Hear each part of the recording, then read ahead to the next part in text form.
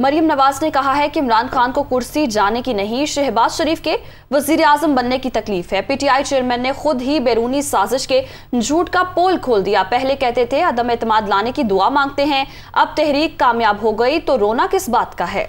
मजीद कहा कि कौम को अंडों और मुर्गियों के पीछे लगाने वाले तबाही की दास्तानें छोड़कर गए, सब कुछ अवाम के सामने लाएंगे।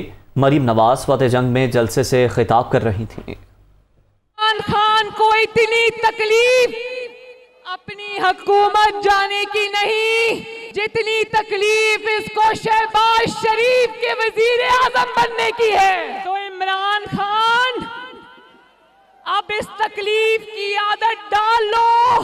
इतने बड़े बड़े घपले करके हुकूमत से गया, ये जानता है कि शहबाज शरीफ इसकी नाकामी, इसकी नाअहली, इसकी नालायकी की दास्तानें पाकिस्तान के अवाम के सामने लेकर आएगा।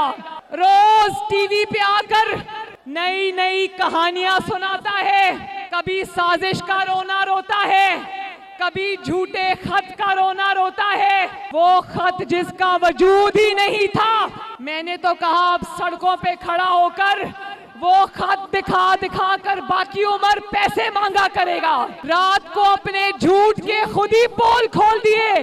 कहता है मैं तो पिछले साल जुलाई से जानता था कि मेरे खिलाफ साजिश हो रही है। हमें ये कहता रहा कि मैं तो दुआ मांगता हूँ कि ये मेरे खिलाफ तहरीक अदम एतमाद लेकर आए।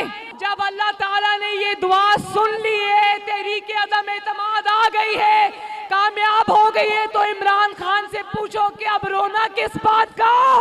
लोगों को भाषण देता था कि दूसरे वजीर आजम हाउस से जाते हुए गाड़ियां साथ ले गए, वजीर आजम हाउस से वापस बनी गाला जाते हुए 15 करोड़ की आर्मर्ड BMW अपने साथ ले गया।